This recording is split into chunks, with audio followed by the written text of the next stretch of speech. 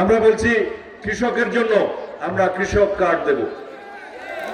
ক্ষুদ্র কৃষক হোক, বড় কৃষক হোক, মাঝারি সারির কৃষক হোক, সে পশুপালন করুক, মৎস্যজীবী হোক, লবণ চাষী হোক, ধান চাষ করুক, প্রত্যেকের কাছে এই কৃষক কার্ড থাকবে।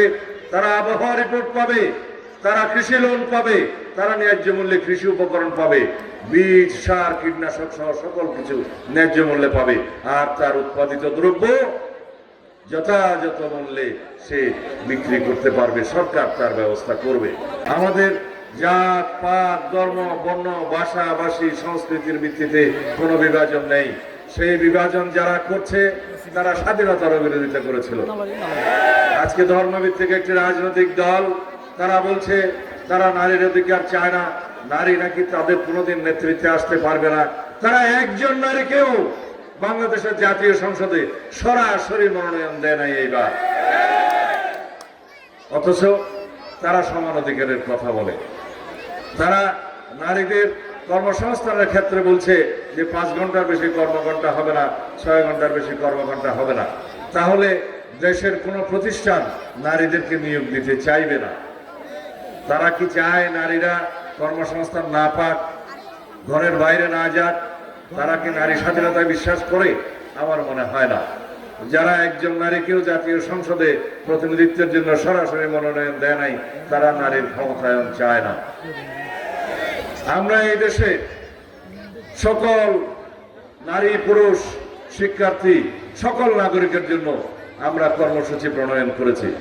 আমাদের নেতা শহীদ রাষ্ট্রপতি জিয়াউর রহমানের সুযোগ্য উত্তরসূরি, দেশনেত্রী বেগম খালেদা জিয়ার সুযোগ্য উত্তরসূরি আমাদের চেয়ারম্যান জনাব তারেক রহমান স্বদেশ প্রত্যাবর্তনের পরে তিনি পরিকল্পনা দিয়েছেন, বলেছেন আই হ্যাভ এ প্ল্যান।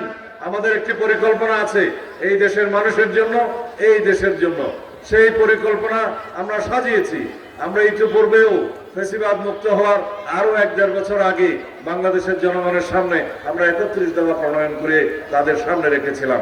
সেই 31 দফার ভিত্তিতে আমরা এখন অনেকগুলো কর্মসূচি প্রণয়ন করছি, পরিকল্পনা করছি, যে কর্মসূচিগুলো বাস্তব ভিত্তিক। যেমন সেই পরিকল্পনার এই কার্ডগুলো দাও, সেই পরিকল্পনার অনেক কিছুই আমি এখানে দেখছি আমাদের এই এলাকার জনগণ অনেক অ্যাডভান্স হয়ে গেছে, তারা এইভাবে সাজিয়েছে। স্বাস্থ্য কার্ড, আমরা বাংলাদেশের সকল নাগরিকের জন্য স্বাস্থ্য কার্ড দেব। এই স্বাস্থ্য কার্ড যার হাতে থাকবে, সকলের কাছেই থাকবে অবশ্যই, এই স্বাস্থ্য কার্ড নিয়ে সরকারি চিকিৎসা বিনামূল্যে পাবে। এবং আমার দরিদ্র ভাই বোনেরা, মা বোনেরা যারা আর্থিক কষ্টে আছেন, যারা অর্থের কষ্টের জন্য উন্নত চিকিৎসা পান না, তাদের জন্য আমরা সরকারি এবং বেসরকারি পর্যায়ে সরকারি খরচায় উন্নত চিকিৎসার আমরা গ্যারান্টি দিচ্ছি। আমরা বলছি সবার জন্য স্বাস্থ্য, এই হচ্ছে আমাদের নীতি। এই দেশের কোন নাগরিক বিনা চিকিৎসায় মৃত্যুবরণ করবে না। খবরের কাগজ, নিখাত, নির্ভীক, নিরপেক্ষ।